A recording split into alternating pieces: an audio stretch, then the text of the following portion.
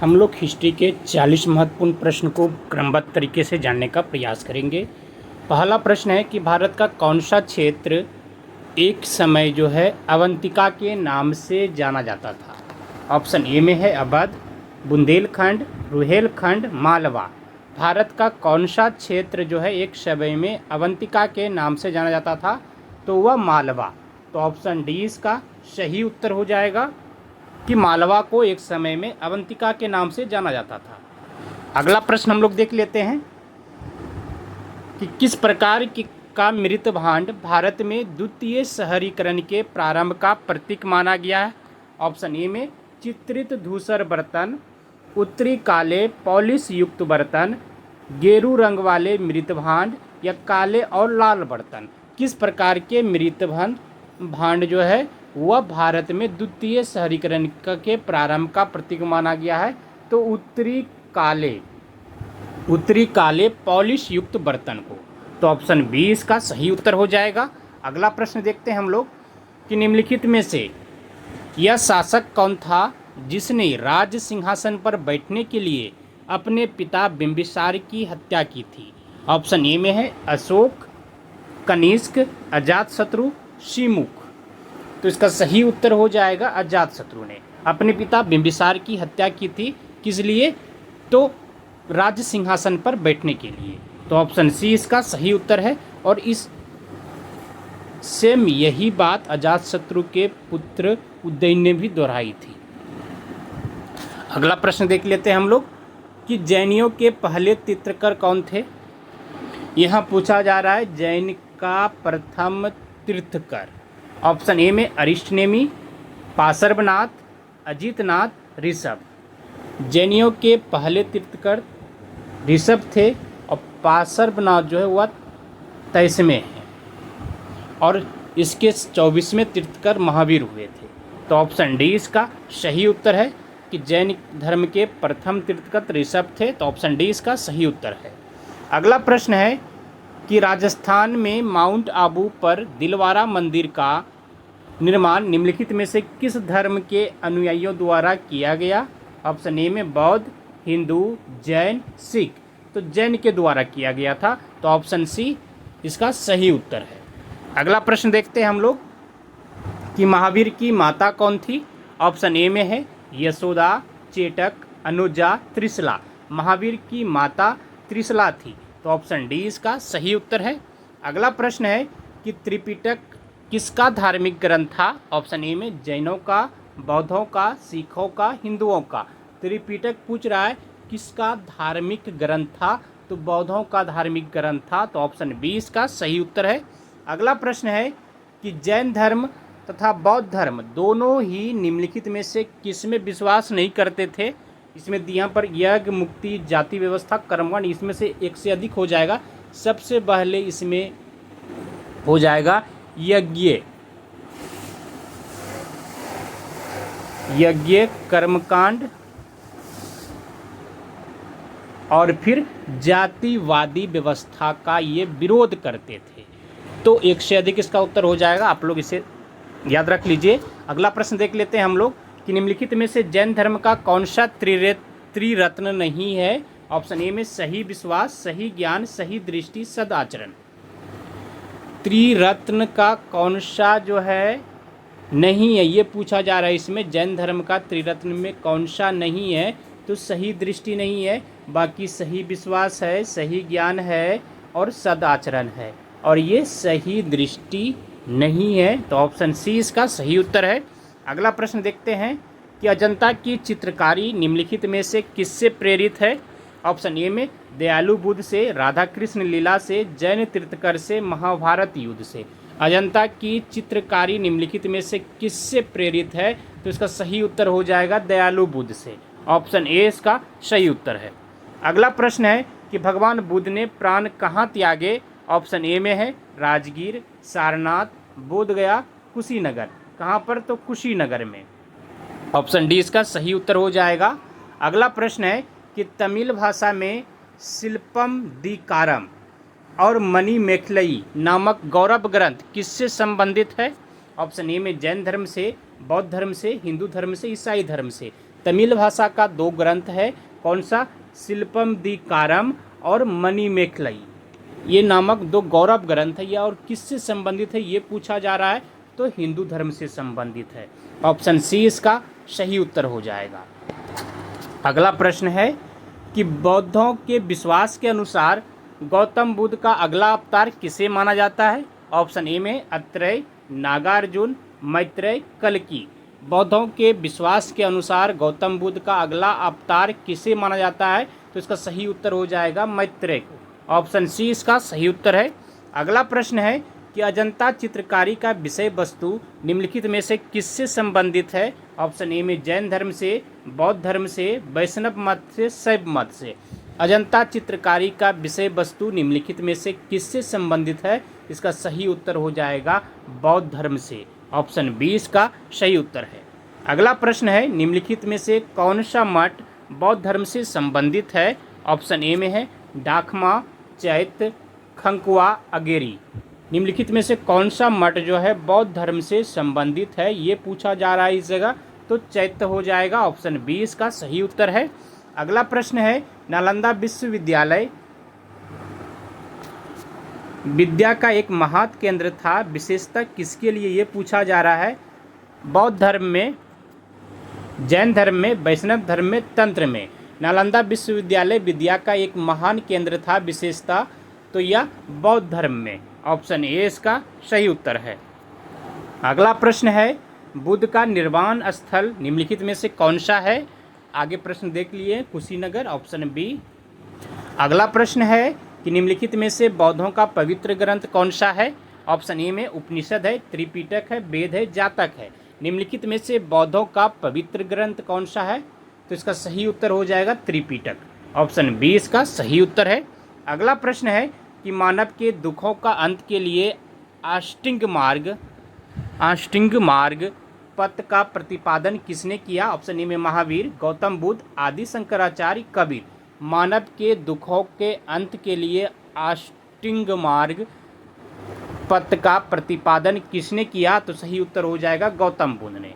Option B इसका सही उत्तर है। अगला प्रश्न है बौद्ध धर्म ने समाज के दो वर्गों को अपने आप जोड़कर एक महत्वपूर्ण प्रभाव छोड़ा। ये वर्ग कौन से थे? ऑप्शन ए में वणिक एवं पुरोहित, साहूकार एवं दास, योद्धा एवं व्यापारी, स्त्री एवं शूद्र। तो स्त्री एवं शूद्र। ऑप्शन डी इसका सही उत्तर है। अगला प्रश्न है कि बौद्ध धर्म में बुल का संबंध बुद्ध के जीवन के किस घटना के साथ है? ऑप्शन ए में जन्म, प्रबोध, महाभिनिष्क्रमण या महापरिनिर्वाण। आप लोगों को बताना है कि बौद्ध धर्म में बुल का संबंध किससे था? तो जन्म से था। तो ऑप्शन ए इसका सही उत्तर है। अगला प्रश्न है कि बुद्ध का अर्थ होता है, ऑप्शन ए में है ज्ञान प्राप्त, धर्म प्रचारक, प्रतिभाशाली, शक्तिशाली। बुद्ध का क्या अर्थ होता है? तो ज्ञान प्राप्त। ऑप्शन ए इसका सही उत्तर है। अगला प्रश्न है कि बुद्ध किस वंश से संबंधित थे? ऑप्शन ए में ज्ञात्रिक, शाक, मौर्य, कुरु। बुद्ध किस वंश से संबंधित थे? तो ये शाक वंश से संबंधित थे। तो ऑप्शन बी इसका सही उत्तर है। अगला प्रश्न है अशोक ने किस बौद्ध साधु से प्रभावित होकर बौद्ध धर्म अपनाया? ऑप्शन ए में विष्णुगुप्त, ब्रह्मगुप्त, उपगुप्त, बृहदर्थ। अशोक ने उपगुप्त बौद्ध साधु से प्रभावित होकर बौद्ध धर्म अपनाया था। तो ऑप्शन सी इसका सही उत्तर हो जाएगा। अगला प्रश्न है बुद्ध को प्रबोध कहाँ प्राप्त हुआ था? ऑप्शन ए में सारनाथ, कपिलवस्तु, बोधगया, राजगिरी। तो बोधगया में। ऑप्शन सी इसका सही उत्तर है। अगला प्रश्न है निम्नलिखित में से कौन सा एक भारत में लिखित सबसे बाद वाला बौद्ध धर्म का ग्रंथ है? ऑप्शन ए में दिव्य वंदना, दोहा कोसा, वर्ज चेदिका, वामशात पाकसिनी। निम्न में से कौन सा एक भारत में लिखित सबसे बाद वाला बौद्ध धर्म का ग्रंथ है ये पूछा जा रहा है। तो सही उत्तर हो जाएगा वामशात पाकसिनी। ऑप्शन डी इसका सही उत्तर है। अगला प्रश्न है निम्नलिखित में से बौद्ध साहित्य की पहचान कीजिए। ऑप्शन ए में है त्रिपिटक, अंग, उपनिषद, आरा। निम्नलिखित में से बौद्ध साहित्य की पहचान करने के लिए कहा जा रहा है यहाँ पर, तो इसका सही उत्तर हो जाएगा त्रिपिटक। अगला प्रश्न है कि प्रारंभिक बौद्ध धर्म ग्रंथों की रचना किसमें की गई थी? ऑप्शन ए में प्राकृतिक पाठ, भाषा में, संस्कृत पाठ में, चित्रलेखीय पाठ में, किसमें? तो ये भाषा में। ऑप्शन बी इसका सही उत्तर है। अगला प्रश्न देखते हैं हम लोग, गौतम बुद्ध का जन्म स्थान था? ऑप्शन ए में है कुशीनगर, बोधगया, सारनाथ, लुम्बिनी। तो लुम्बिनी में था गौतम बुद्ध का जन्म स्थान, तो ऑप्शन डी इसका सही उत्तर है। अगला प्रश्न है, बुद्ध ने अपना प्रथम धर्म संदेश कहाँ पर दिया था? ऑप्शन ए में है राजगिरी, गया, पाटलिपुत्र, सारनाथ। बुद्ध ने अपना प्रथम धर्म संदेश यह सारनाथ में दिया था, तो ऑप्शन डी इसका सही उत्तर हो जाएगा। अगला प्रश्न देखते हैं हम लोग कि बुद्ध ने अपना पहला प्रवचन कहाँ दिया था? ऑप्शन ए में गया में, पाटलिपुत्र में, सारनाथ में, वैशाली में। पहला प्रवचन ये भी सारनाथ में ही, दोनों बात एक ही है, तो ऑप्शन सी इसका सही हो जाएगा। अगला प्रश्न देख लेते हैं हम लोग, बुद्ध धर्म निम्न में से किन मतों पर विश्वास करता था? दुनिया जो है दुखों से भरी है, लोगों को दुख उनकी इच्छाओं के कारण होते हैं, अधिक इच्छाओं पर काबू पा लिया जाए तो निर्माण मिल जाएगा। ईश्वर और आत्मा के अस्तित्व को स्वीकार करना चाहिए। यहाँ पर बुद्ध जो है किस पर विश्वास करते थे ये पूछा जा रहा है, तो दुनिया दुखों से भरी है ये भी उन्होंने माना था, लोगों को दुख उनकी इच्छाओं के कारण होते हैं ये भी सही है, अधिक इच्छाओं पर काबू पा लिया जाए तो निर्माण मिल जाएगा ये भी सही है।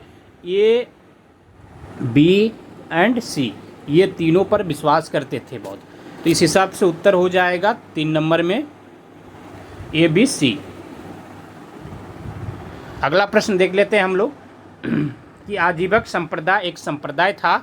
ऑप्शन ए में है बुद्ध का समसामयिक का, बौद्धों से अलग हुई एक शाखा का, चारवाक द्वारा स्थापित संप्रदाय का, शंकराचार्य द्वारा स्थापित संप्रदाय का। आजीवक संप्रदाय एक संप्रदाय था, किसका ये पूछा जा रहा है, तो बुद्ध का समसामयिक, तो ऑप्शन ए इसका सही उत्तर हो जाएगा। अगला प्रश्न देख लेते हैं हम लोग कि सिकंदर महान का शिक्षक कौन था? ऑप्शन ए में है डेरियस, सुकरात, साइरस, अरस्तु। तो इसका सही उत्तर हो जाएगा अरस्तु था, ऑप्शन डी। अगला प्रश्न है कि अलेक्जेंडर और पोरस ने लड़ाई लड़ी थी। ऑप्शन ए में है झेलम नदी किनारे, रागी नदी, पानीपत, तराई। अलेक्जेंडर और पोरस ने लड़ाई कहाँ लड़ी थी? तो झेलम में। ऑप्शन ए इसका सही उत्तर है। अगला प्रश्न देखते हैं हम लोग कि सिकंदर की मृत्यु के बाद उसके साम्राज्य का पूर्वी भाग किसके अधीन चला गया? ऑप्शन ए में है Seleucus Nicator, Menander, Rudradaman, Kanishka. Sikandar की मृत्यु के बाद उसके साम्राज्य का पूर्वी भाग किसके अधीन चला गया? तो इसका सही उत्तर हो जाएगा सेल्यूकस निकेटर के। ऑप्शन ए इसका सही उत्तर है। अगला प्रश्न है कि सिकंदर और पोरस की सेनाओं ने निम्नलिखित में से किस नदी के आमने सामने वाले तटों पर पड़ाव डाला हुआ था? ऑप्शन ए में रावी के, सतलज के, झेलम के, चिनाब के। तो सही उत्तर हो जाएगा झेलम के।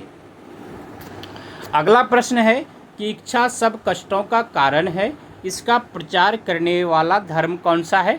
ऑप्शन ए में बुद्ध धर्म, जैन धर्म, सिख धर्म, हिंदू धर्म। इस जगह बौद्ध धर्म हो जाएगा।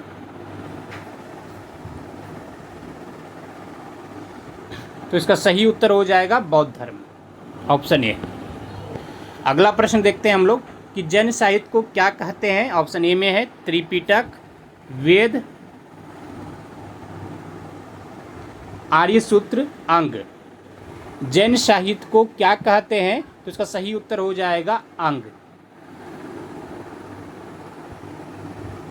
ऑप्शन डी सही है। अगला प्रश्न देख लेते हैं हम लोग, निम्न में से कौन सा शासक बुद्ध के समकालीन थे? ऑप्शन ए में उदयन, अजातशत्रु, बिंबिसार, महापद्मनंद। तो बिंबिसार हो जाएगा, ऑप्शन सी इसका सही उत्तर है। अगला प्रश्न देखते हैं हम लोग कि निम्न में से कौन सा शासक बुद्ध का समकालीन था? तो ये भी बिंबिसार ही, ऑप्शन सी इसका सही है। अगला प्रश्न देख लेते हैं, प्रथम बौद्ध परिषद कहाँ आयोजित की गई थी? ऑप्शन ए में वैशाली में, कश्मीर में, राजगिरी में, पाटलिपुत्र में। प्रथम बौद्ध परिषद कहाँ आयोजित की गई थी? तो सही उत्तर हो जाएगा राजगिरी में, ऑप्शन सी इसका सही उत्तर है। अगला प्रश्न है, बुद्ध के प्रथम प्रवचन को कहा जाता है, क्या कहा जाता है? ऑप्शन ए में ब्रह्मजलसूत्र, धर्मचक्र प्रवर्तन, कच्छयन गोतासूत्र या फिर महापरिनिर्वाण सूत्र। धर्मचक्र प्रवर्तन के नाम से जाना जाता है बुद्ध के प्रथम प्रवचन को, और ये प्रथम प्रवचन इन्होंने सारनाथ में दिया था। तो ऑप्शन बी इसका सही उत्तर है। अगला प्रश्न देख लेते हैं हम लोग कि बुद्ध धर्म और संघ मिलकर कहलाते हैं। ऑप्शन ए में त्रिरत्न, त्रिवर्ग, त्रिसर्ग, त्रिमूर्ति। तो इसका सही उत्तर हो जाएगा त्रिरत्न। ऑप्शन ए इसका सही उत्तर है। धन्यवाद आप सभी को। जय हिंद। मिलते हैं अगले दिन फिर इतिहास के महत्वपूर्ण प्रश्नों के साथ।